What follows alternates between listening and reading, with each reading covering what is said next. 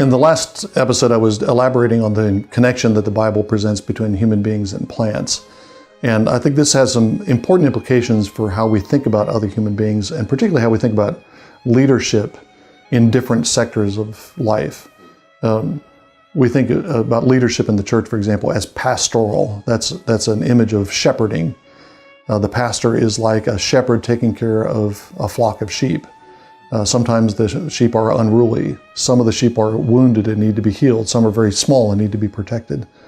But Paul also talks about the church as a field, and he speaks of himself as cultivating and nourishing a field. And that gives us a similar but somewhat different picture of what leadership means in the church and what pastoral ministry looks like.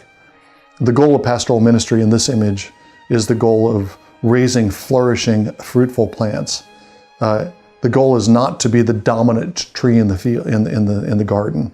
The goal is not for the pastor to be the one that overshadows everyone. The pastor is there to make sure that the other plants in the garden flourish and grow and become fruitful. And of course, in order to do that, if you're going to cultivate a garden, you're dependent on the gifts of God to do that. You need sunshine, or you need some artificial form of light. You need rain, or some man-made way of providing water. You need these gifts of God in order for plants to grow. And the same thing is true, obviously, in pastoral ministry. Although the pastor is called to cultivate these plants and to ensure that they're fruitful, to pluck out the weeds when they're choking out the plants, and to clear the ground so that the plants can flourish. But at every moment, a pastor is dependent on the gifts of God to do that. He's dependent on the gifts of the Spirit. He's dependent on the light that comes from Jesus Christ. And it's only those gifts that make the land fruitful and make the field that is the church truly a garden. We can change the image slightly, and we can think about the same kind of thing in family life. What are parents supposed to do with their children? We don't want to dominate our children. We don't want them to be scraggly little plants that are overshadowed by our splendor. Rather, we want our children to flourish. We want to cultivate them, and that means that we have to sometimes prune them. We have to pluck off the things that are damaging them, that are preventing them from growing.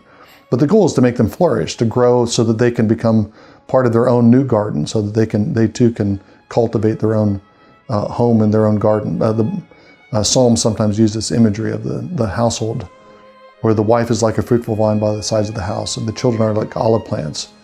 Cultivating a family is like keeping an orchard, or like keeping a vineyard.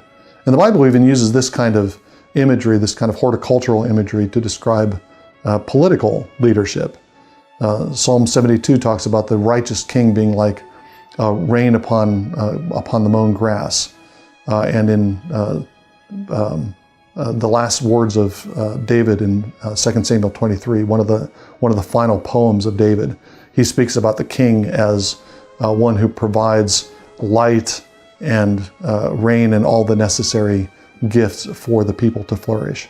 So even political leadership has this kind of horticultural imagery. This has been well known in previous centuries. Shakespeare uses this kind of imagery when he there's an overheard conversation in one of the scenes of Richard II, where there's a gardener talking to, I think he's talking to his assistant in the scene, and he's describing how he's taking care of the garden, but those who are overhearing him know that he's actually talking about politics. He seems to be talking about gardening, but they know he's talking about Richard II, and they know he's talking about the nobles that need to be weeded out of the garden. And they're talking about Richard II, who has become too dominant in the Garden of England. This imagery is built into the world, as we saw. It's built into the way the Bible works.